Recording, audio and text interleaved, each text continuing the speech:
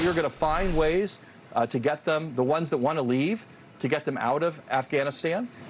We know many of them have family members. Many of them want to stay, but the ones that want to leave, we're going to get them out. Well, that's another lie, because Americans are now relying on private rescue missions to get out of Afghanistan after essentially being stranded by Biden. Now, one Texas woman, Miriam, and her 3 children were blocked repeatedly by the Taliban from even getting to the Kabul airport. One fighter even pointing a pistol at her head, warning her never to come back. It wasn't until my next guest, Texas Congressman Ronnie Jackson, got involved, alerting a group of vets doing this private mission, rescue mission. They were able to sneak Miriam and her kids out of the country undetected. Here now is Texas Congressman Ronnie Jackson, retired Navy Rear Admiral.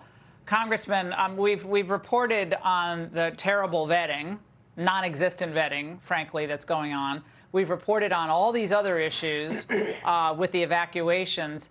But now this takes the cake. The State Department tries to take credit for very dangerous rescues.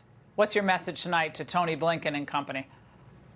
Well, it's unbelievable. It's shameful. I mean, it's just absolutely unbelievable. These are 4 citizens from my district, from Texas, from Amarillo, Texas.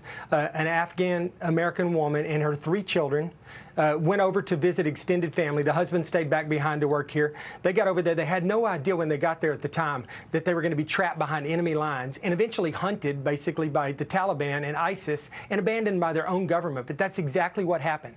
I found out about it about 2 weeks ago when the father called my office and told us what was going on. We started frantically trying to call the State Department to figure out what we could do with this. We were getting literally nowhere. They were getting nothing from the State Department, nothing, no actionable, no useful information that could get them out of there. They're basically being told, like everybody else, via text message and whatever else, just go to the gate. And if you get to the Taliban checkpoint, just tell them that you're an American citizen. They're going to let you through. They did this repeatedly every single day for 2 weeks. They went to the gate. It got more and more dangerous every day until eventually, like you said, she had a gun put to her head. The uncle was beat severely. The 15-year-old was struck in the head. They were fearing for their lives. They were told if they come back that they would be killed. And so once the Americans left, and at one point they were 200 feet from the gate, and we couldn't get the Americans to go out, the embassy to go out and identify them somehow and just get them inside the gate. So it became really obvious that they weren't going to get out of there after the Americans left. It was getting really unsafe. Luckily, the team that we had on the inside,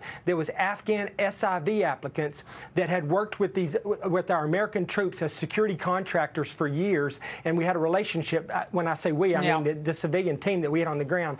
They reached out to them. They moved them around to safe houses every night to keep them home because they found out that their neighbors were being asked where they were at. The Taliban was looking for them. So we moved them up north. We got them up north on a treacherous route, a 10-hour drive up north, multiple checkpoints, and these SIV... Congressman, hold on. But Tony Blinken was busy thanking the Taliban for helping on these things. So, again, your message to him tonight, given everything you know about this case, is what?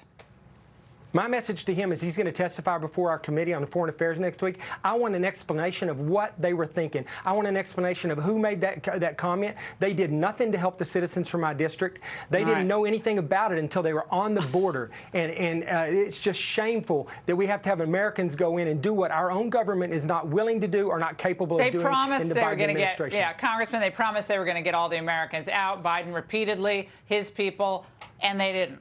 So it's up to private citizens.